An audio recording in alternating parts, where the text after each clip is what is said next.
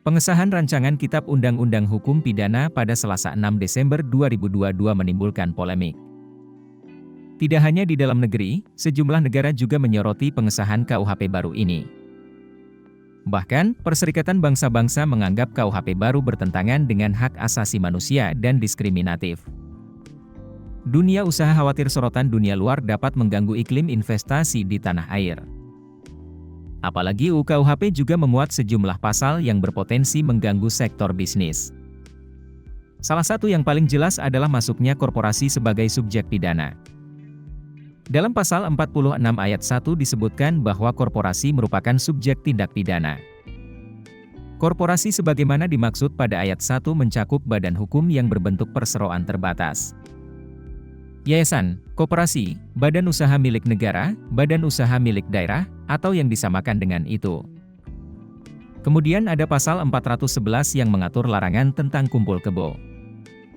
Pasal itu mengatur ancaman pidana penjara paling lama 1 tahun bagi pasangan bukan suami istri. Berikutnya ada juga pasal yang melarang penjualan atau pemberian bahan memabukkan. Pelanggar pasal ini diancam hukuman penjara paling lama 1 tahun. Dengan banyaknya permasalahan itu, pemerintah perlu bergerak cepat merumuskan rambu-rambu mengenai ancaman pidana tersebut. Hal itu disampaikan Ketua Umum Asosiasi Pengusaha Indonesia Haryadi Sukamdhani. Hal ini penting untuk menepis kekhawatiran banyak kalangan. Contohnya, pasal perzinahan yang menyimpan potensi kriminalisasi. Begitupun pasal yang mengatur tentang pidana korporasi. Selama pemerintah bisa merumuskan aturan turunan yang jelas. Kehadiran pasal-pasal itu sebenarnya tidak berpengaruh pada keinginan investor menanamkan modalnya di Indonesia.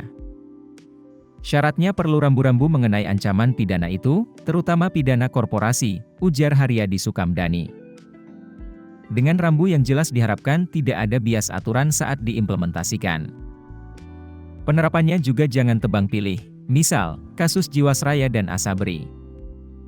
Kasus itu tidak ada pidana korporasi, jadi harus jelas juga rambu pidana korporasi itu seperti apa, ucapnya.